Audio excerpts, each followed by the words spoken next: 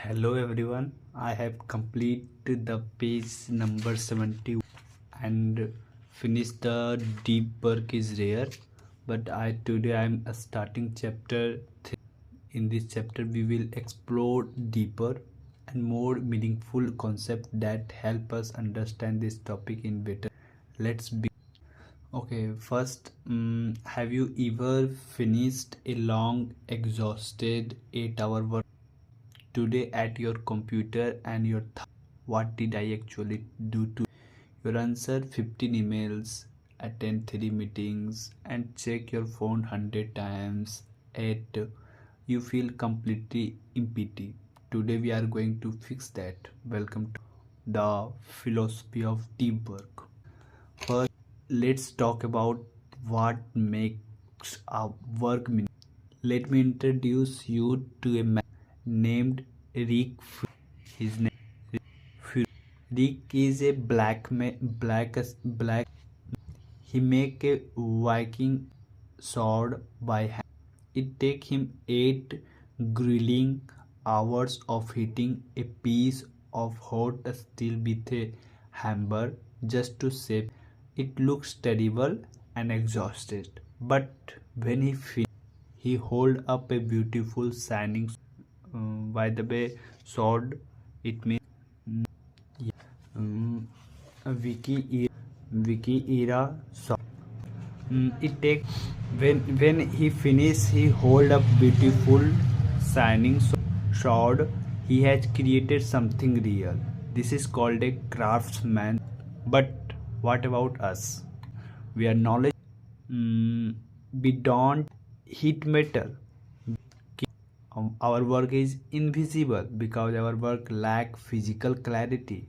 We often feel the core concept here is the deep work is the digital equivalent of craftsman. It brings the satisfaction of the blacksmith into the modern office. Why does this matter? Why is the deep work is the secret to happy?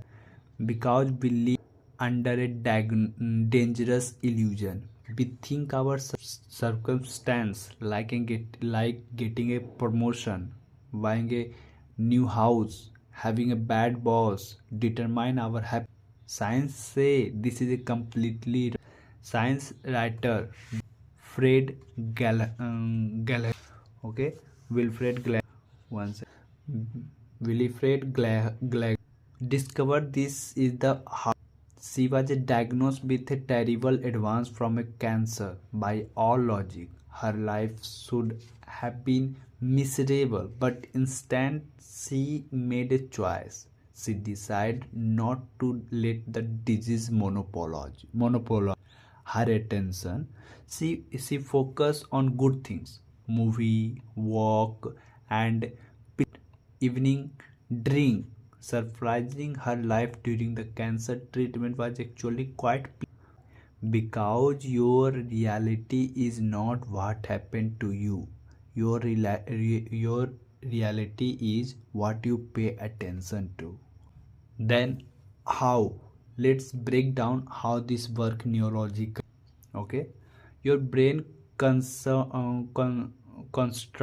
your worldview entirely based on your focus. After a 5 years research, Gallagher discovered the grand unified theory of the mind. It states who you, what you think, feel, and what do what you love is the sum of what you focus. Explanation: think of your brain as a camera lens. If you spend your day doing self like reading angry emails, scrolling through social media, or engaging in your office gossip, your camera lens is pointed at a stress, and trivially your brain assume your whole life is stressful. When you do when you focus intensely on one hard meaningful task, your brain is hijacked by that focus. It literally does not have the attention capacity left to worry about your problem. Deep work protect your brain from negative.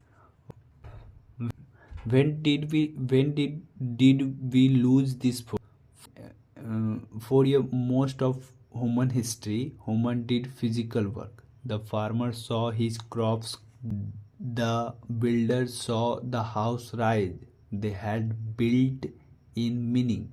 But today in the 21st age, we are surrounded by the buffet of distraction. We are constantly connected to the internet, which praises fast reply, solo thinking. We have traded the deep satisfaction of the craft of for the cheap dopamine of notification. We need a reclaim our focus now more than. Finally, where do you apply this in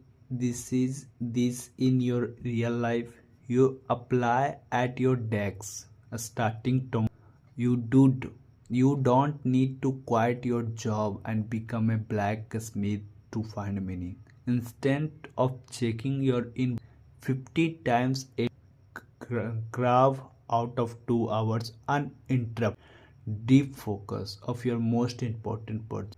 Treat your coding, your writing, your study like a pieces of art. Remember, the idle mind is the devil's workshop.